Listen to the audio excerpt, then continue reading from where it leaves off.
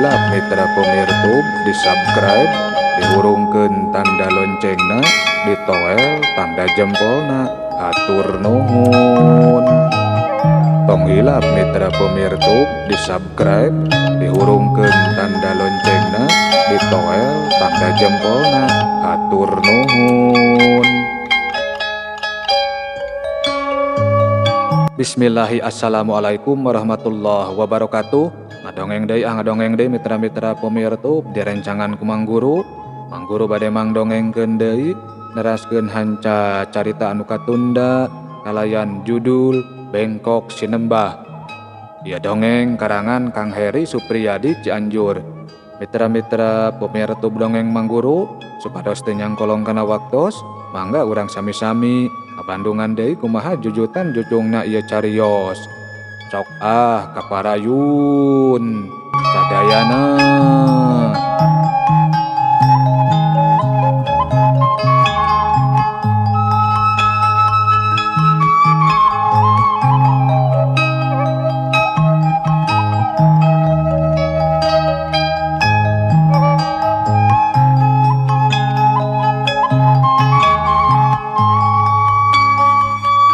Mitra-mitra pemirtub dongeng Mang Guru sadiberena motor ku Kang Anan, poe harita mah Kang Oyo belaan teu milu mantuan ngawangun imahna. Pajar teh geus teu sabar yang gera nyobaan motor anyarna.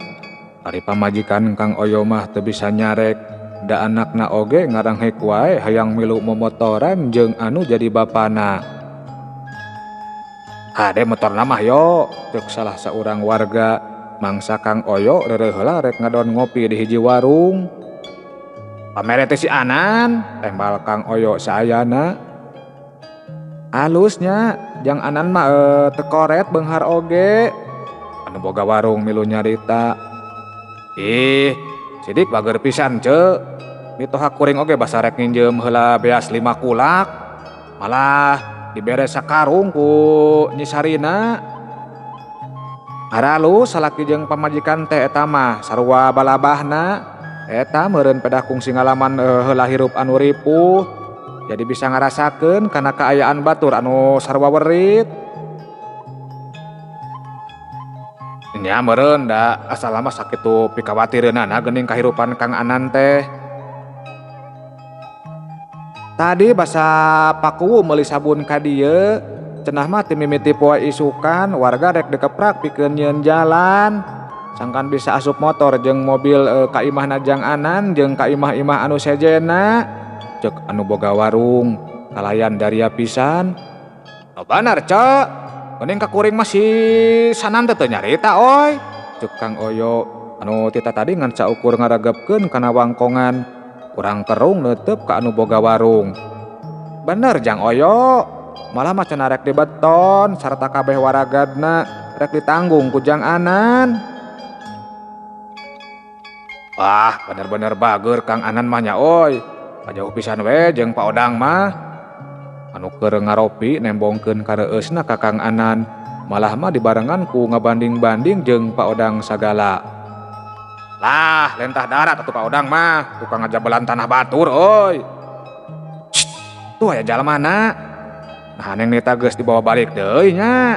Tempas Kang Oyo kituna teh bari nempo kalebah abringan Pak Odang anu keur ngagarotong neng nita. Anu boga warung jeung anu keur ngopi teu narembalan. Duanana sarua malah museur nempo abringan Pak Odang anu beuki lila beuki ngadeuketan ka palebah dinya. Pas mulih deui Pak, tanya anu boga warung mangsa abringan Pak Odang geus aya di hareupeunana. Kadeuleuna kumaha atuh? Tembal Pak Odang semut teugeg.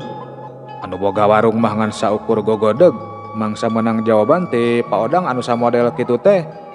Tapi teu wani loba cetak, siga anu sieunneun mangsa nempo si Omod jeung si Udung anu keur ngagotong neng nita mun cereng ka dirina. Dasar si sodang koplok. Heuh lah, terus tunjung pisan jalma teh. Anu boga warung jeung anu keur ngopi karek wani ngutruk sanggeusna abringan Pak Odang rada jauh teh eta warung. Kang Oyo mah ngan ukur cicing tapi ari kakeheulna mah teu bisa disumput-sumput tina paroman beungeut jeung tina sorot matana. anu boga warung jeung anu keur ngopi jadi galecok ngomongkeun kagorengan Pak Odang. Ari anu keur diomongkeun mah harita teh kebat bae muru ka imahna. "Buru ngampar Rom," cek Pak Odang sanggeus aya di jero imah. Cek Rom gura-giru nohonan parentah dununganana. Sanggeus kasur diamparkeun di tengah imah, sok Neng Nita digolerkeun. "Dong, teang mantri oi," cek Pak Odang ngareret ka si Udung. Si Udungan saukur unggek, anu saterusna mah ngaleos ninggalkeun Pak Odang jeung anu sejenna. "Geura cager atuh Nita, mamah teh melang ari hidup kieu wae mah," cek Bu Lin. Semucu malimba mangsa ngusapan sirah anakna. Neng Nita mah nempo ka manaboa, sorot matana taya pisan cahayaan. Bu Lin jeung Pak Odang siga anu beukina langsa mangsa neuteup pangawakan Neng Nita, anu gancang pisan orotna. Beungeut Neng Nita beuki sepak sarta karanyos, awakna oge beuki dieu teh beuki ngabegangan. "Kudu kumaha deui atuh urang teh bapana?" Kalayan paneuteub siga anu poharana langsana. Bu Lin ngareret ka salakina. "Wah, pokona masih sarnan, kudu tanggung jawab. Sarbon, ai maneh hayang sawah anu deukeut imana si Ajom henteu ha?" Tembal Pak Odang ditungtungan ku ngareret ka si Omod. Wah, kantanan we hayang atuh Pak," cek si Omod haget nembalan. "Wah, kop, sawah eta keur maneh, tapi paehan heula si sarnan." Waduh, embung ari kudu maehan mah atuh Pak. Dosa gede saur Kang Ustad oge. Atra pisan kareuwas dina paroman si Omod. "Waing ditambahan deui jeung kebon anu di pasir, daek henteu." Embung ari maehan mah Pak. Upami nyiksa bungkul mah abdi daek. "Ya, dasar jeger koplok sia mah," cek Pak Odang siga anu pohara keheulna. "Sugan, maneh boga kawawuhan anu wanieun maehan atuh Mod," cek Bu Lin milu nyarita. Sakedapan mah si Omod dengan saukur hulang-hulang. "Jawab atuh kehet, jawab," cek Pak Odang nepak ping-ping si Omod. Aya apa aya?" "Wah, saha?" cek Pak Odang siga anu geus teu sabar. Si Bolet, urang mana si Bolet teh oi?" Urang molongpong, salamur keneh jeung Ki Durja." Sakedapan mah Pak Odang ngareret ka pamajikanana. Bu Lin mah ngan saukur unggek. "Kudu sabaraha mayarna nya?" tanya Pak Odang deui ka si Omod. Duka mahal meureun, tapi sigana mah keur saeueun dibere duit samutereun oge. Bawa ka dieu jalamana euy." Cara pekeneh atuh Pak." "Wah, dasar jeger koplok sia mah. Kumaha sia we atuh ari kitu mah? Engke lamun sia geus reureuh, bawa si Boletna ka dieu." Nya Pak, ieu mah pun omonna bade balik heula hayang sare." "Yor we sia ah, dasar beuki molor sia mah." Duit udut jeung kanggo ongkosna atuh Pak, cek si Omod deui kituna teh bari naprakeun dampaleungeunna. Pak Odang siga anu keheul pisan ku kalakuan si Omod teh, tapi antukna mah teu burung mere duit anu kawilang gede. Geus kitu mah si Omod ngaleos ninggalkeun Pak Odang. Meh bareng jeung kaluarna si Omod, si Udung oge ngurunyung dituturkeun ku mantri anu geus lila mancen tugas di eta lembur. Sanggeusna mantri diuk mah, si Udung oge gura-giru nyusul baladna. "Penyawat naon saurna teh Bu?" tanya mantri ka Bu Lin. "Teu nyarahwan dokter oge jang mantri, cenah mah panyakit non medis, matak dititah mulang oge da ari di rumah sakit mah kalebar-lebar biaya cenah." Hawatos teuing atuh, sorot mata mantri siga anu milu mangkarunyakeun. "Mantri, ieu aya surat ti dokter," cek Pak Odang ngasongkeun salambar kertas ka mantri. Rada kurang kerung mantri narima eta amplop. Gancang diilo eusina, geus maca eusi surat mah mantri unggut-unggutan. Janten abdi mah kaperdih kanggo ngurus infusan Neng Nita wungkul, cek mantri rutret ka Bu Lin jeung ka Pak Odang. "Nya, da hese calangap-calangap acan ari dibere nginum jeung dahar mah," cek Bu Lin anu nembalan.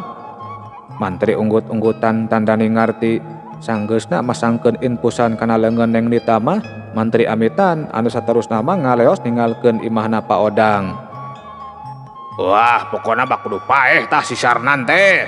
Cek Pak Odang neuteup ka pamajikanana.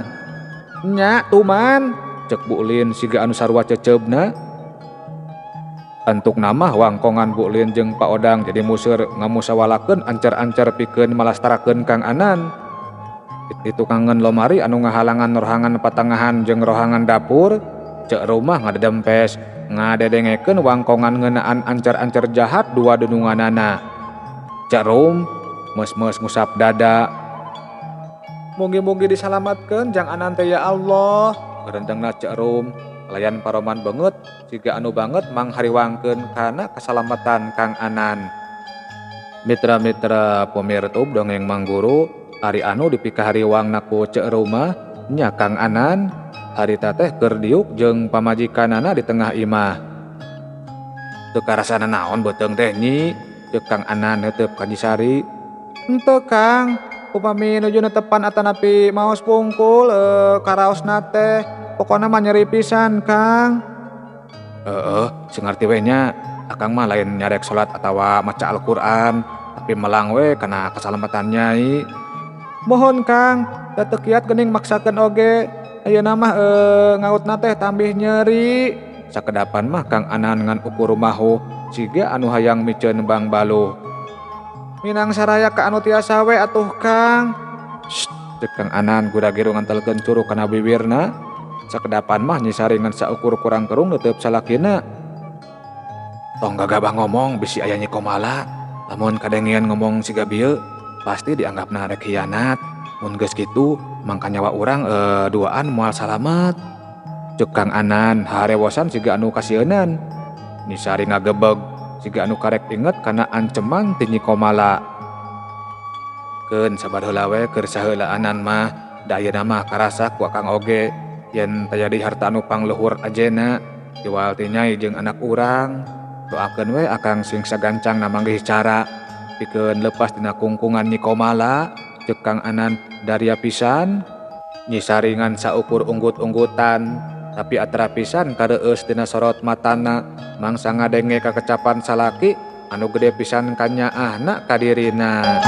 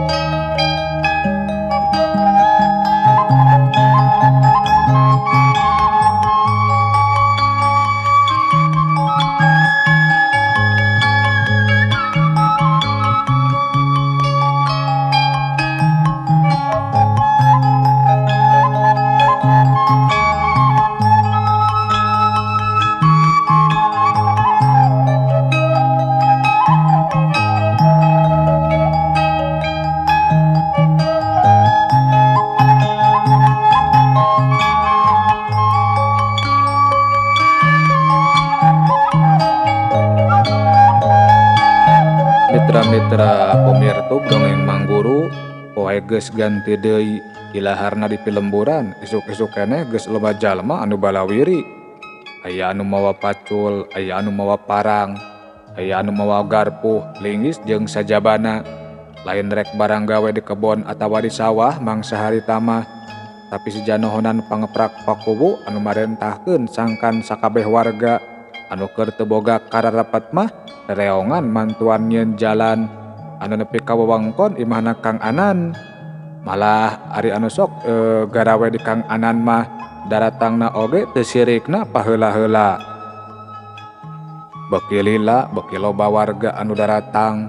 Pakubu jeung sababaraha urang anu jadi kokolot lembur sibuk tutunjuk ngatur anu barang gawe. Legak-legok dirarata, gawir-gawir ditugaran. Rada nguriling nyeun jalan teh ayohna mah sangkan teu nanjak teuing. Batu, geusi kapur jeung semena geus daratang. Ceuk salah saurang warga semu haheho nepikeun beja. Pakubu gura-giru nitah sababaraha urang warga pikeun ngampikeun semen jeung apu ka tempat anu geus disadiakeun ti samemehna. Teu bisa langsung ngabeton, da pi jalaneunna oge karek der dirarata. Sakur-sakur anu dititah ku Pakubu haget pisan nyaranggupan. Sarumangat pisan katempona teh bubuhan geus tiba heula hayang boga jalan gede anu asup ka lemburna. Ngan pedah we seunggah ku waragadna. Kari-kari ayeuna aya Kang Anan anu nanggung kabeh waragadna. Matak pantes sararea oge pada daek pada harideng.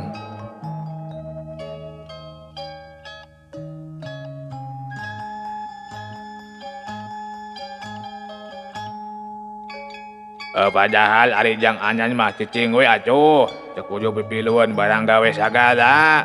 Ceuk salah saurang kokolot lembur. Mangsa nempok Kang Anan anu harita keur ti beberegeg ngaguling-gulingkeun batu anu leuwih gede ti lulumpang. Cawios etang-etang olahraga we mang. Sajabi ti eta kapanan abdi oge bakal ngiring nganggo ieu jalan. Tembal Kang Anan sebunga hegap kituna teh dibarengan ku nyusutan kesang anu geus rarenung dina tarangna.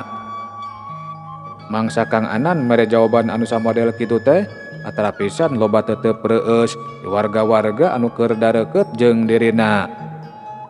Arudud heula oi, arudud heula. Ceuk Kang Oyo ngagorowok bari ngacung-ngacung karesek hideung. Wah, papaikeun we bagikeun Jang Oyo. Ceuk salah saurang warga anu keur barang gawe. Kang Oyo siga anu langsung sapu kana kamandang ti eta warga. Teu kungsi nembal, langsung bae mapaikeun udud ka anu keur barang gawe. Eueuh cikopi jeung gorenganan ayo. Tanya salah saurang warga. Aya, keur diurus keneh ku ibu-ibu di imahna si Anan. Ngaliwat oge teuing sabaraha belas liter.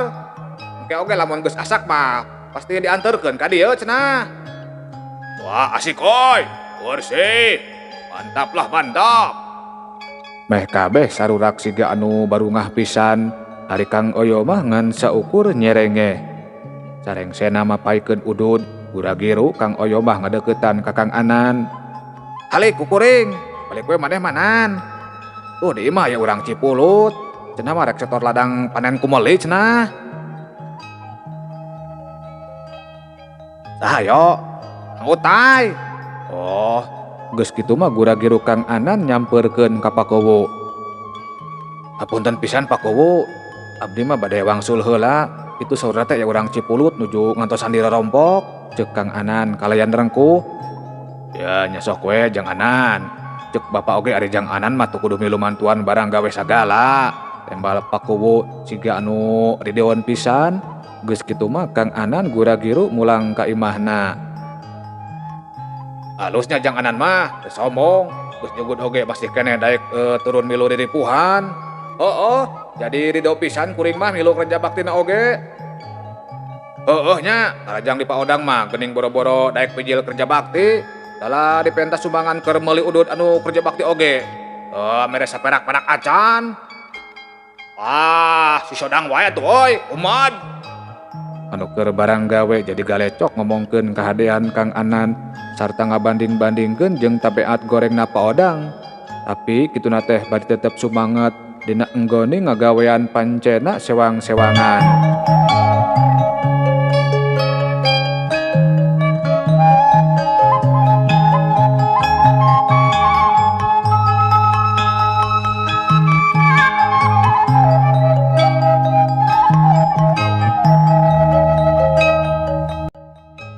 Jeung saha deui tuh jelema gejol teh nya? Ceuk salah saurang warga. Mangsana poe si Omod anu keur leumpang semu rurusuhan jeung saurang lalaki anu buukna jabrig. Teuing lah, sapodo teuing. Tempas anu sejen siga anu api lain. Ari si Omod jeung lalaki anu buukna jabrig mah kebat bae neruskeun lengkahna siga anu teu mirosea ka jalma-jalma anu keur narampokeun ka dirina. Deulila antarana si Omod jeung lalaki anu buukna jabrig geus nepi ka imahna Pak Odang. Sampak Pak Odang keur diuk dina kursi anu aya di tepas imahna. Pak Odang kurang kerung neuteup ka lalaki anu buukna jabrig. "Wah, Sarbon, ari sia mamawa saha ha?" Ceuk Pak Odang kurang kerung neuteup ka si Omod. Ieu teh Kang Bolen teh apa? Wah, kitunya sok dariuk. Geus kitu mah si Omod jeung lalaki anu buukna jabrig anu tetela geuning si Bolen dariuk nyang hareupan anu boga imah. "Wah, kumaha maneh daek mayahan si Sarnan?" Ceuk Pak Odang neuteup ka si Bolen. "Iya, nya kumaha bayaran anak perkara eta mah?" Tembal si Bolen. Hayang sabaraha?" "Iya, sok padena sabaraha?" "Ku sawah, ku kebon, daek henteu." "Iya, embung uing mah teu bisa tani." "Dagoan atuh sakedeungnya," ceuk Pak Odang. Ituna teh bari cengkat tina diukna, anu saterusna mah gura-giru asup ka jero imah. Pasti rek nyokot heula duitna, dek mere persenan moal," ceuk si Omod neuteup ka si Bolen. "Iya, kalem atuh kalem." Si Omod siga anu pohara bungahna rek menang persenan ti si Bolen teh. Sanggeus aya kana sawatara lilana, Pak Odang ngurunyung deui ka tepas imah. "Tah, sakieu cukup henteu?" ceuk Pak Odang sanggeusna diuk deui. Kituna teh bari nembongkeun sababaraha gepokan duit ka si Bolen. Si Bolen pohara curing hakna mangsa nepo duit anu sakitu lobana teh. "Tah, sakitu heula. Engke we sisana mah lamun si Sarnan geus tinggal ngaran," ceuk Pak Odang. Kituna teh bari nyodorkeun satengahna tina gepokan duit ka si Bolen. "Iya, beres lah beres," ceuk si Bolen nyakakak siga anu ngeunah pisan. "Geus nyaho nya jalmana?" ceuk Pak Odang neuteup ka si Bolen. "Acan, Sarbon, engke tuduhkeun ku manehnya," ceuk Pak Odang ngareret ka si Omod. Si Omod dengan saukur unggeuk bari ngacungkeun jempol ka tuhuna. "Tapi ingat, sabisa-bisa mah kudu lantip, ulah nepi ka aya anu nganyahwankeun. Incar heula we nepi ka manggih kasempetan anu hade nya kade," ceuk Pak Odang ngawanti-wanti. "Iya, siap lah siap. Ayeuna mah kuring rek ka imah si Omod heula nya, hayang meuli arak." "Iya." "Wah, sapodo teuing kumaha maraneh we lah. Nu penting mah si Sarnan kudu modar." Si Omod jeung si Bolen dengan saukur arunggeuk. Geus kitu mah duanana amitan sarta pati ngelaleos ningalkeun imah Pak Odang anu keur sura-seuri sorangan.